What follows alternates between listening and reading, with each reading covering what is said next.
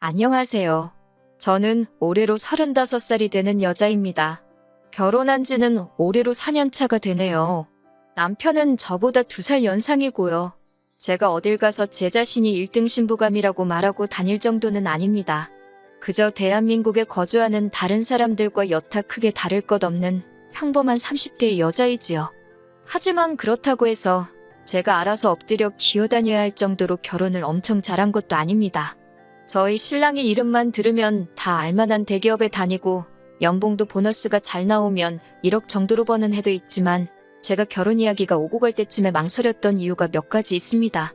남편이 결혼을 준비할 당시에는 따로 모아놓은 저금이 없었고 남편은 회사에서 가깝게 살았기 때문에 결혼을 하게 된다면 남편 회사에서 정반대 방향에 있는 저희 회사 위치 특성상 제가 직장을 그만둬야 했기 때문이에요. 당시 남편은 33살 나이에 회사 연차수도 어느 정도 있었는데도 불구하고 따로 모아놓은 돈이랄 게 없었어요. 저는 그래도 그때까지 직장 생활하면서 모아놓은 돈이 6천 정도 되었거든요. 저는 당시 연봉이 2천 중반 정도로 얼마 되지 않는 연봉 알뜰살뜰하게 잘 모았다고 자부하지만 사실 31까지 시집 안 가고 돈 6천 모은 게 전부이고 그게 제가 알뜰하다는 증거는 되겠지만 자랑거리라고 하기엔 조금 무리가 있는 걸 너무나도 잘 알고 있었거든요.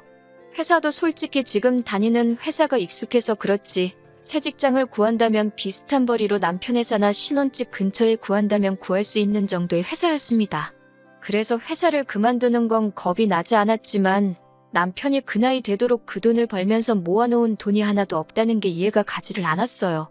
그래서 남편에게 솔직하게 물었습니다. 어떻게 해서 모아놓은 돈이 하나도 없을 수가 있냐고요. 남편은 자기가 모아놓은 돈이 왜 없겠냐면서 자기 계좌 잔고를 보여주는데 솔직히 어이가 없었습니다. 남편 말처럼 남편이 저금이 아예 없는 건 아니었지만 모아놓은 게 돈이 700만 원이 전부였거든요.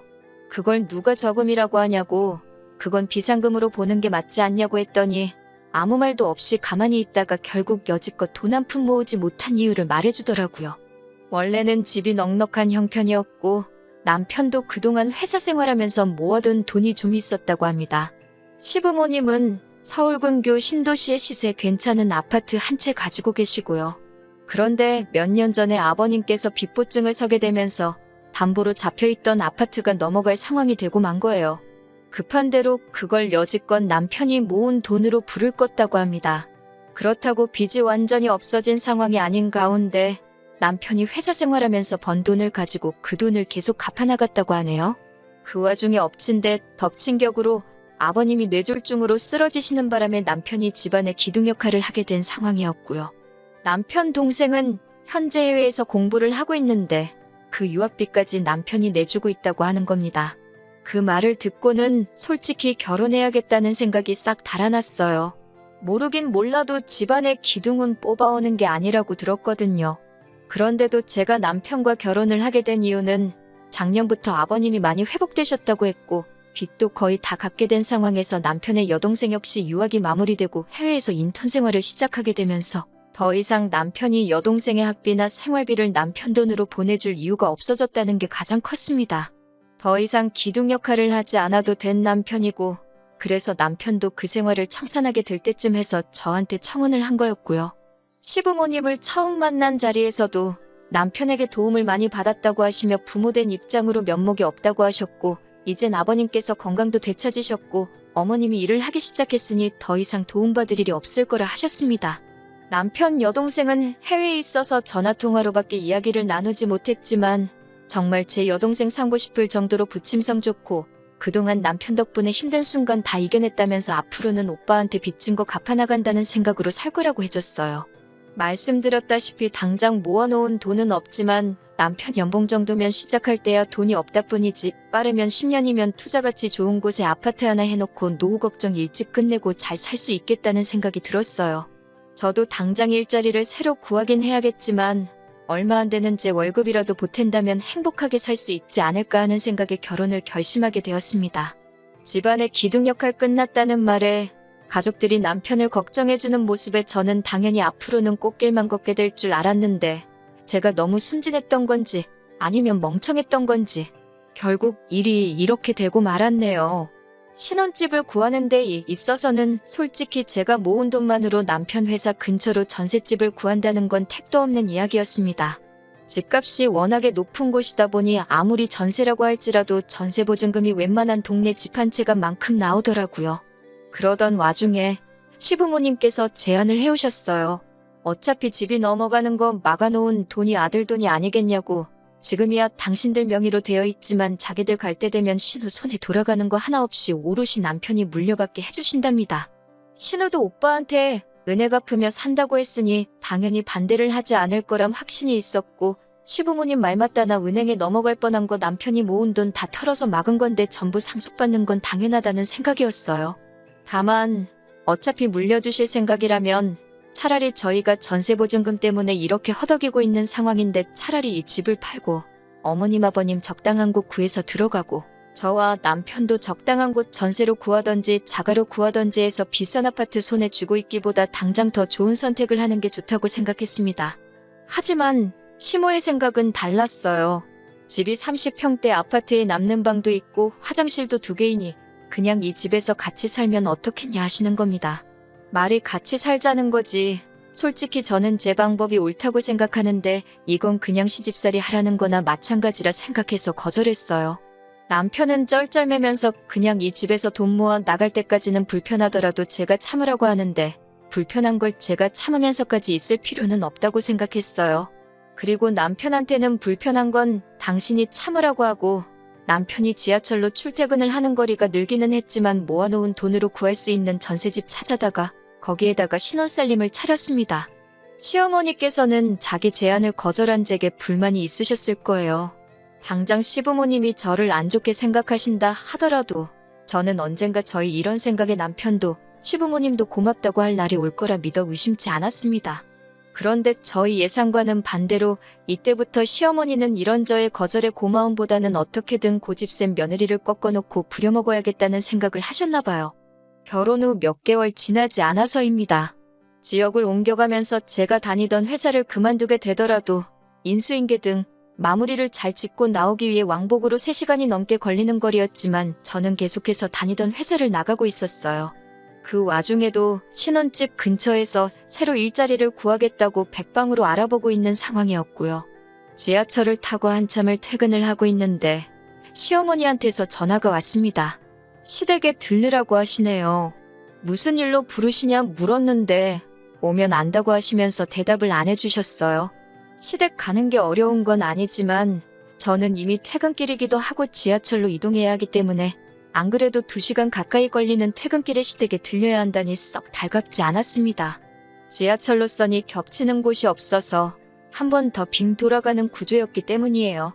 시댁까지 들린다면 퇴근길에 지하철을 3번, 4번을 갈아타야 하는 게 번거로운 것도 있지만 다음날 출근하는데도 지장을 주겠다 싶었거든요.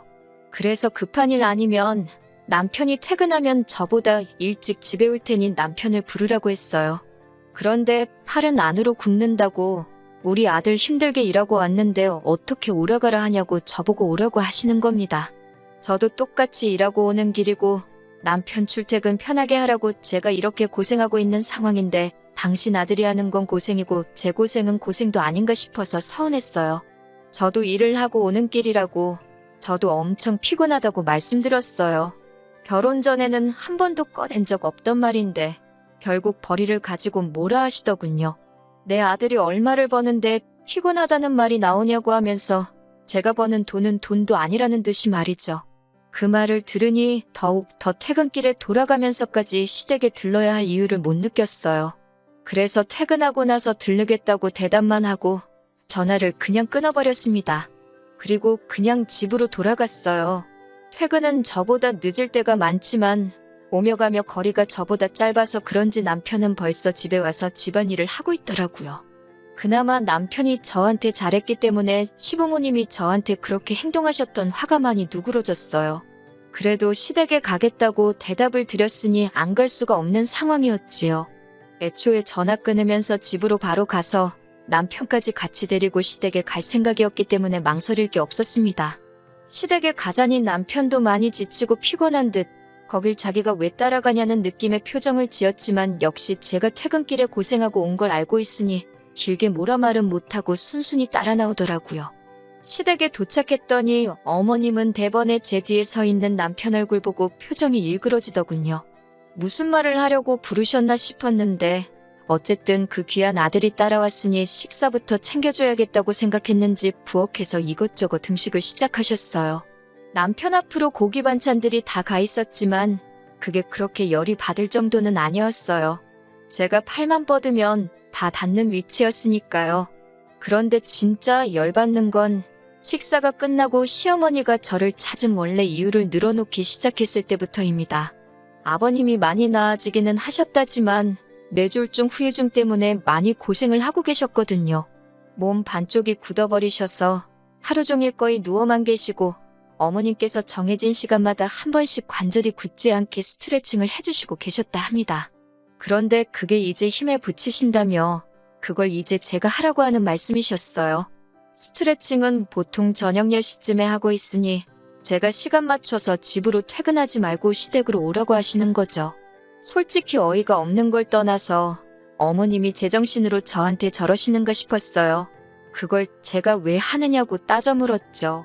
막말로 시부모님이 남편 부모님이라 시부모님이지 당시에는 평생 남으로 지내온 사람이나 마찬가지잖아요. 그런데 저한테 딸한테 부탁해도 하기 힘든 부탁을 하시니 조금 어이가 없었습니다. 스트레칭만 해드리면 되는 거면 간병인을 쓰면 되는 일 아니냐고 했더니 저보고 그 돈을 내줄 거냐입니다. 그 돈은 당연히 못 내드린다 하니 그러면 어머님이 지금 버는 돈 가지고 간병인 월급 주고 나면 뭐가 남냐고 하면서 저희 보고 당신 생활비를 줄 것이냐 따지시더군요. 제 월급도 얼마 되지도 않으니 남편이 벌어다 주는 돈이 네 월급이다 생각하고 저보고 시아버지 병수발을 들라고 하시는 겁니다. 하루 종일 시댁 와서 막 일하라는 것도 아니고 저녁에 와서 스트레칭 하는 것만 도와주면 되는데 그게 뭐가 어렵냐고 하시는 거예요. 간병인 월급도 시부모님 생활비도 드릴 생각 없고 제가 와서 아버님 병수발 들 생각도 없다고 했습니다. 옆에 있는 남편 표정을 보니 난감해하는 표정인데 그게 제 걱정에 짓는 표정인지 아니면 부모님 걱정에 짓는 표정인지는 알 방법이 없었습니다. 다만 그 상황에서 중간 역할 하지 않고 가만히 어떻게 돌아가나 구경만 하고 있더라고요. 그랬더니 시어머니가 결국 한마디 꺼내시네요. 너 이 아파트 갖기 싫으냐고 하시는 거예요. 무슨 말을 하시는 거냐 했더니 자꾸 이런 식으로 나오면 이 아파트를 당신 아들한테 물려주는 게 아니라 자기가 이 집을 팔아서 노후자금을 하든 나라에 주고 연금을 받아먹든 하겠다는 겁니다. 유산을 핑계로 거의 반협박이나 다름이 없었죠. 그런데 생각해보니 제가 손해볼 것도 없겠더라고요. 100세 시대라고 하는데 어머님 아버님 앞으로 30년은 너끈하실 테고 제 연봉에 어디 가서 자랑할 만한 금액이 아닌 건 알지만 30년 모으면 이 아파트 한 채 정도는 못 살 돈도 아니었으니까요. 그리고 애초에 남편이 아니었으면 은행에 넘어갔어야 할 집인데 그걸 가지고 주네 안 주네 하시면서 저를 부려먹을 생각을 하시니 앞으로 이걸 가지고 몇 년을 더 울고 먹으실 바에 필요 없다고 못을 박는 게 나을 것 같아서 집을 팔아서 간병인을 구하시든 알아서 지지고 볶으시라고 강하게 한마디 하고 나왔습니다. 집에 오는 길에 남편은 제 눈치를 보면서도 말을 아끼고 있었는데 대충 이야기를 나눠보니 그 집을 상속 못 받게 돼도 상관이 없냐고 하면서 자기 평생 번 돈이 들어간 집이다 마찬가지라며 아쉽지 않냐고 하는 거예요. 그래서 남편한테도 한마디 했습니다. 그 아파트 때문에 당신 마누라 평생 시댁에 종살이 시킬 생각이냐고. 그렇게 그 아파트를 상속받아야겠으면 당신이 퇴근해서 시댁으로 가서 아버님 수발 들고 저녁에 집에 돌아오라고 했어요. 그 집에 있어서 보증 잘못 선 것도 당신 돈 들여서 갚은 것도 다 날 위해 한 거 하나도 없지 않냐고. 내가 좋을 거 하나도 없는데 당신하고 당신 부모님 좋으라고 내가 희생할 생각 없다 못을 박았더니 남편도 더 길게 말을 하지 못하더군요. 아무튼 자연스럽게 그날을 기점으로 시댁하고는 척을 지는 정도까지는 아니지만 거의 교류가 없이 지내게 되었습니다. 대신 저도 다른 소리 나오게 하는 게 싫으니 저도 제 할도리만큼은 다 했어요. 명절 때나 어버이날이나 시부모님 생신 때같이 당연히 자식으로서 며느리로서 챙겨야 할 날들은 아쉽지 않게 챙겨드렸습니다. 저도 새 직장 구해서 출퇴근 시간도 많이 줄어들었고 여전히 월급은 얼마 되지 않았지만 제 돈으로 악착같이 생활하고 남편 돈 알뜰하게 모아가면서 그렇게 4년이 지나니까 어느 정도 목돈이 모여서 새 집을 알아봐도 되겠다 싶을 정도로 돈이 많이 모인 상황이었어요. 전세 보증금 빼고 대출 좀 더 받으면 위치 좋은 신축 아파트도 노려볼 만한 상황이 되었지요. 그런데 그렇게 거리를 두고 지내던 시부모님한테서 연락이 오게 되었습니다.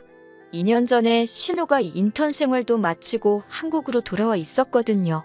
그런데 저희와 시부모님 사이가 틀어진 걸 알게 되고는 오빠한테 은혜 갚으며 살겠다는 말은 속 들어가고 연락도 없이 지내고 있어서 엄청 얄미웠어요. 그런데 그 신우가 시집을 가게 되었다는 겁니다. 남편 될 사람은 어떻게 신우가 물었는지는 모르겠지만 집안 괜찮고 현재 다니고 있는 직장도 괜찮은 사람이더라고요. 유학할 때 알고 지내다가 한국에 돌아와 다시 만나게 되고 결혼 이야기까지 오고 가게 된 모양입니다. 신우 결혼한다는 말은 알고 있기는 했는데 시부모님이 갑자기 그때쯤 해서 보자고 하시니 솔직히 좋은 생각이 들지는 않았습니다. 아니나 다를까 시부모님이 저희를 보자고 한 이유는 예상한 대로 돈 이야기였습니다. 아무래도 시댁이 남편 될 사람 집안에서 해오는 것만큼 맞춰서 해올 여력이 안 되니 저희가 경제적으로 신우를 좀 도와줬으면 하셨나 봐요. 신우가 결혼할 때 그냥 넘어가려던 생각도 아니었고 남편이 자기 여동생에 대해서 각별히 생각하기도 하니 저희도 누가 시키지 않아도 돈 500 정도는 해주자고 이미 이야기가 되어 있었는데 시어머니가 요구하시는 건 돈 500으로는 택도 없는 걸 말씀하셨어요. 아예 집을 한 채 해주자고 하시네요. 신우 남편 될 사람 집안이 워낙에 돈이 있다 보니 결혼할 때 시부모님이 집 정도는 해줘야지 자기들 노후를 보장받을 수 있지 않겠냐고요. 보아하니 저희가 시부모님 노후를 가지고 뭘 해줄 거라 생각되지는 않으셨는지 저희 보고 신우가 결혼하고 살 집을 해주라는 겁니다. 저희한테 그게 무슨 이득이 있냐고 하니 당신들 노후는 신우네가 해줄 것이니 저희 보고도 남는 장사라고 하시는 거예요. 그게 어떻게 남는 장사냐고 했더니 또 시부모님 만능 해결책이나 마찬가지인 집 이야기를 하시는 겁니다. 너희는 또 이만큼 돈을 모을 수 있지 않느냐고 하시면서 우리 살 날이 남으면 얼마나 남았냐고 당신들 노후에는 생활비는 신우한테 타서 살다가 지금 살고 계신 집을 남편에게 상속해주면 되지 않겠냐고 하시는 겁니다.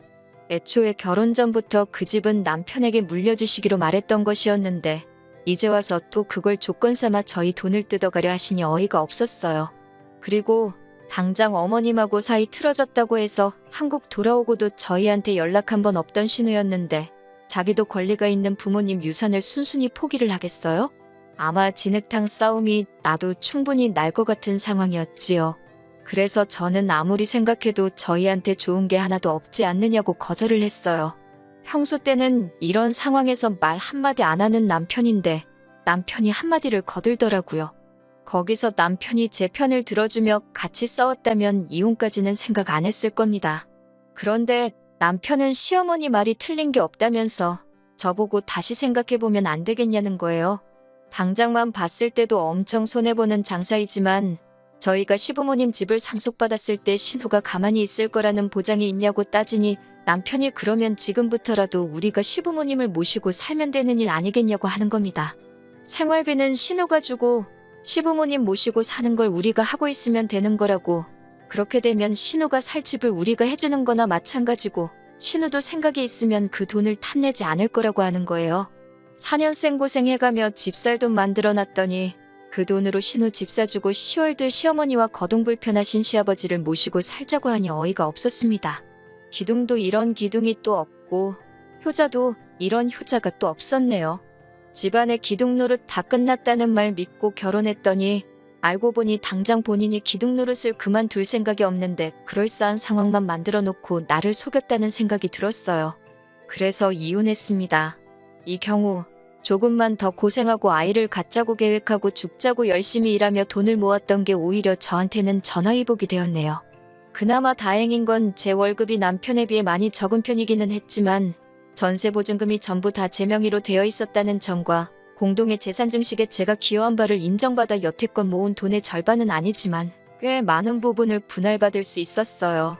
거기에 부모 봉양을 강요했던 게 귀책 사유로 인정받을 수 있어서 모자란 부분은 위자료 청구를 해서 뜯어올 수 있었네요.